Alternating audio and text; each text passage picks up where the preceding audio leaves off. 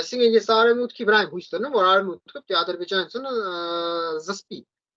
Այն որ Ռուսաստանի Դաշնությունը չի զսպել, դա ես էլ գիտեմ, դա դուք էլ հրաշալի գիտեք։ Այն որ Ռուսաստանի Դաշնությունը ես չեմ զարմանում, որ հակառակ ադրբեջանական կողմին ողջևորի, որ հայկական կողմին խփի, դա ես դրամ չեմ էլ կասկածում։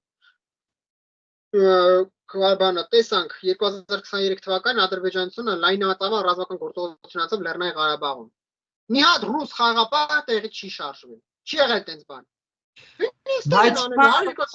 մի խորհրդական ես հայտարարությունը ավելի ճիշտ Հաջիևի հետ խոսակցությունը զսպող գործոն լինելու է, թե ոչ։ Տեսեք, ամեն դեպքում զսպիչներ խաղալու, ամեն դեպքում ստիպելու են։ Դա հայտարարությունն է, որը ստիպելու ադրբեջանական կողմին այդ հայտարարության հաշվի նստել եւ որոշ չափով վերանայել իրանց ախորժակը, բայց ես չեմ կարծում, որ միայն այդ հայտարարությամբ ես